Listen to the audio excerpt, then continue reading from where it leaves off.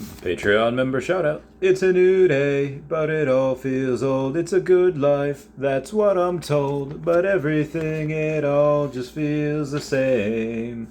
At my high school, it felt more to me like a jail cell, a penitentiary. The time spent there, it only made me see that I don't ever want to be. Hey guys, how's it going? It is I, the real Randy Chavez, coming at you today with a Veve OMI update video. Guys, if you're new, welcome. If you're not, welcome back. I love y'all. I would say hello to Dashi. Hello, Dashi. So before we get started, commenting, liking, subscribing is a great way to help support the channel. Non-free ways are Patreon or the thanks button down below. Okay. So OMI is down over 10% today at 0.00115. I just had Arya Realty on, who is a buddy of mine. Easiest way for me to get a lot of OMI, so I just sent him some funds. I will be getting more, about another 500,000 OMI, and if it continues to go down, I'll get another 500,000 OMI in the future. So by the time you guys are seeing this, hopefully I do have 132.5 million OMI. I'll try to get up to 133 in a little bit, again, depending if it goes down. We do have a ton of people saying that we can hit 3 zeros, which I will get into that a little bit later with Puddin' Cheeks. But right now, historically, from 2013 to 2015, Bitcoin went from 1,100 to about 200, which is about down 82%.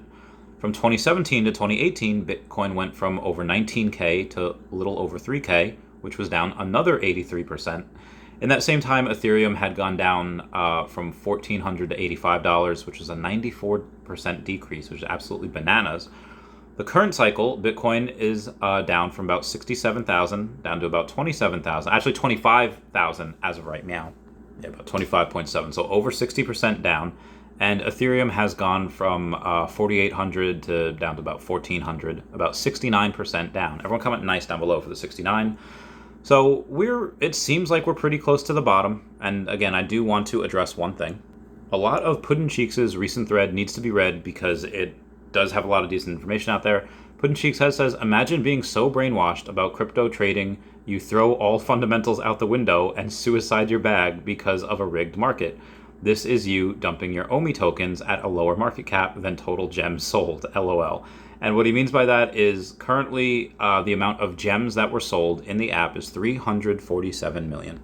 Market cap for OMI at 0.00115 at a 310 billion OMI circulating supply is about 356 million. Why I think that this can't get much lower, and there are some people saying, no, the bottom's 0.0006 is nuts to me. Can this get to 3 zeros? Sure, it could. Do I want it to? I kind of hope it does, so I could buy in a little bit cheaper.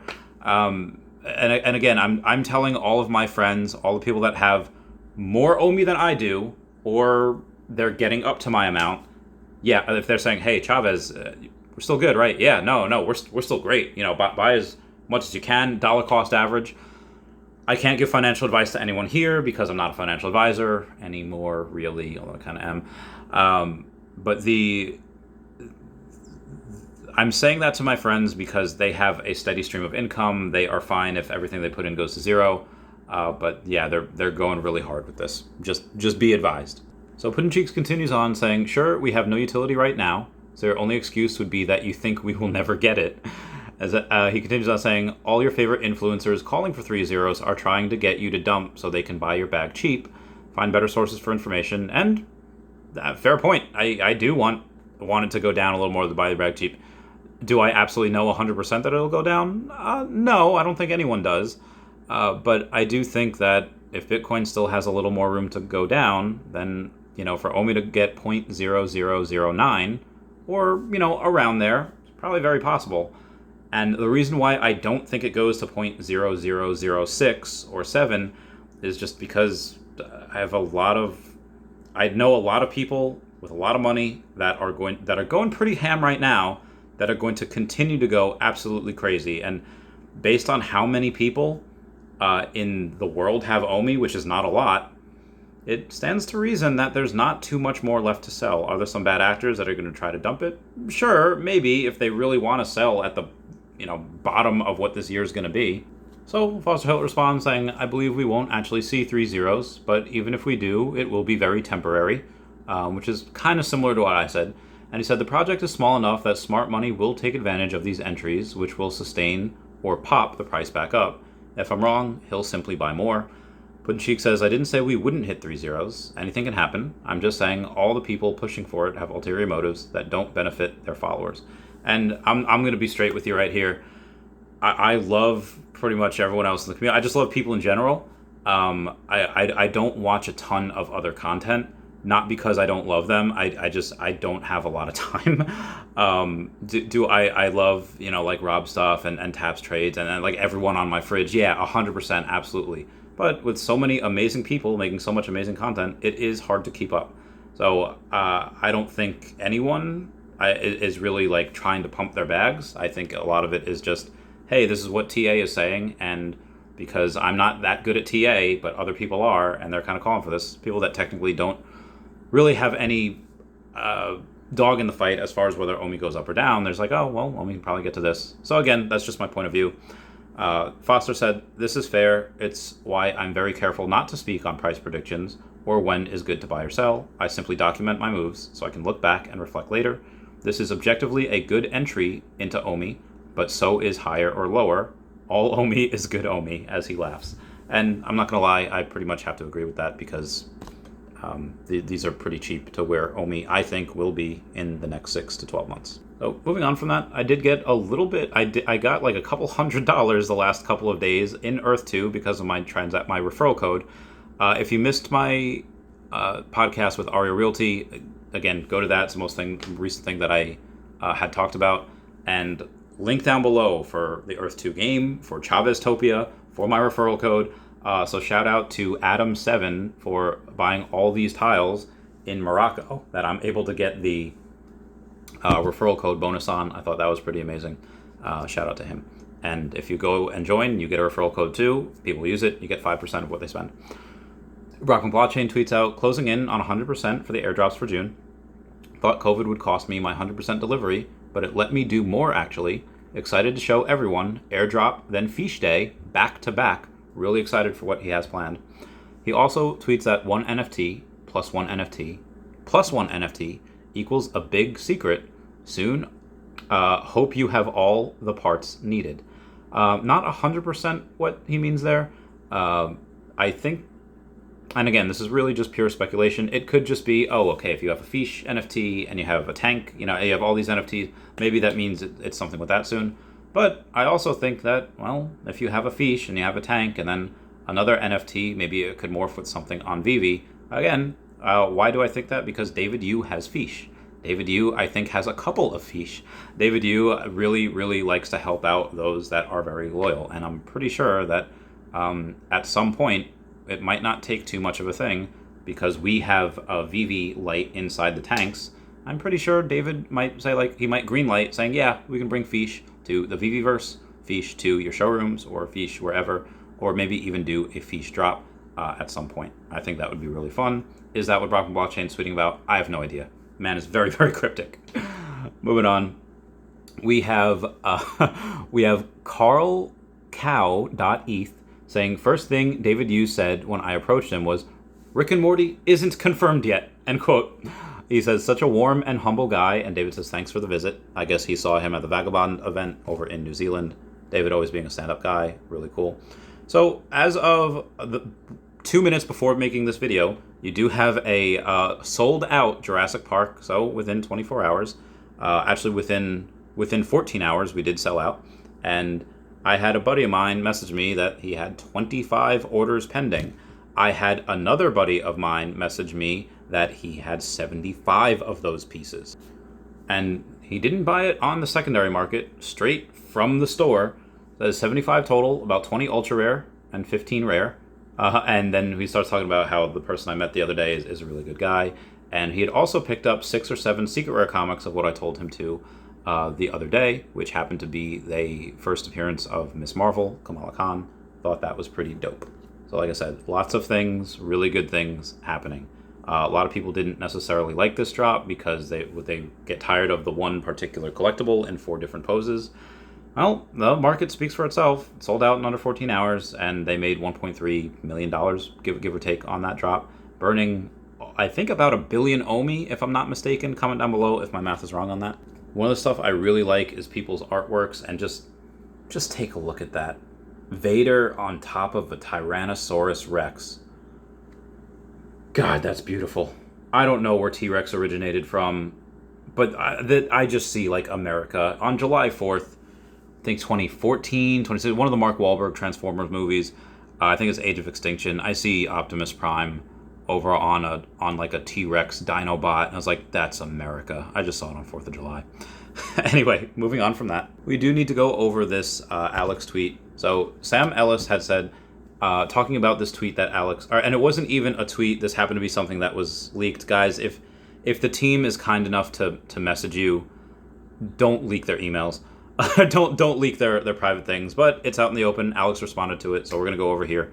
What the message that in question was Alex saying, important to note that we've always referred to these as Q2 priorities, talking about, MTL, OCP, whatever, or I'm sorry, OUP and stuff like that.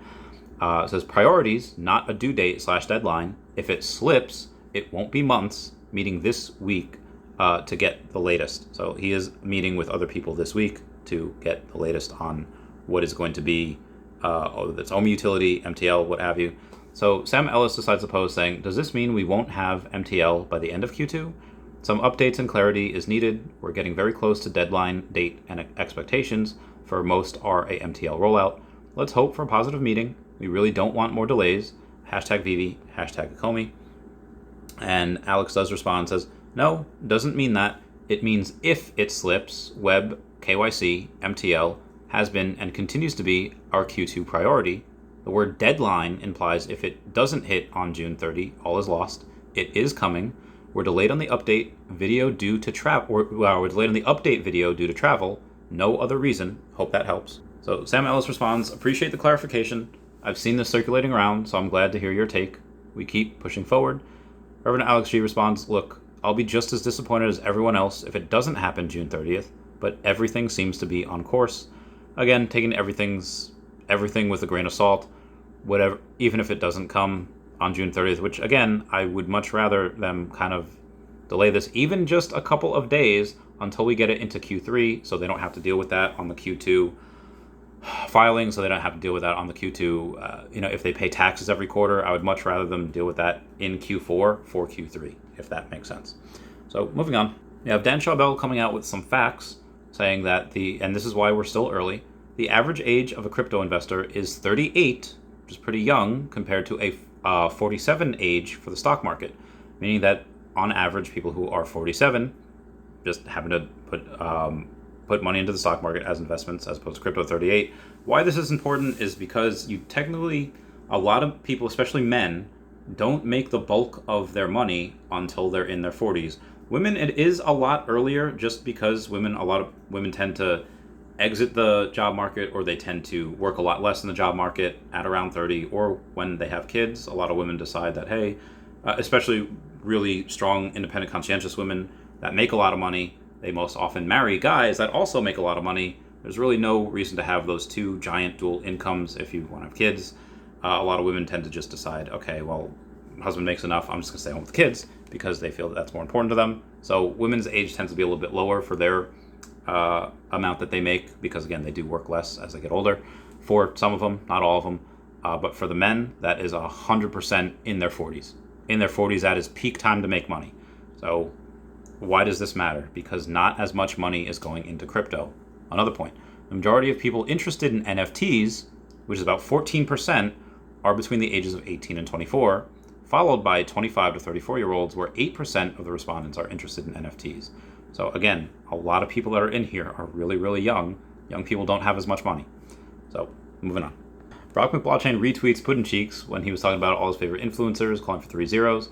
Brock said, retweeted, quoting, this, but not just influencers, everybody.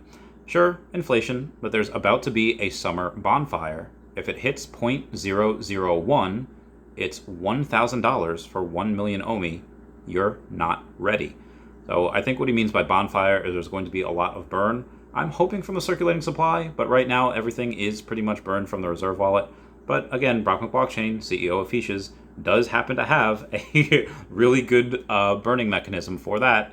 If you haven't downloaded a fiche or minted a fiche, now would be a pretty good time to do it. You just had professional poker star Jonathan Little mint 30 fiches. Brock gave him another 30 on top of that because he said he would, and he's a man of his word. And like I said, more people join fiche every day, more stuff is minted every day, more matches are played every day, and soon more and more OMI will be burned every single day. So moving on. I have a buddy of mine, the same one that has the Darth Vader number 66 set, also has the Darth Vader number 333 set. The common, uncommon, the ultra rare, and then the number 456, that ascending matching set as well. So you have a bunch of people that have a bunch of collectibles, many of which are grails.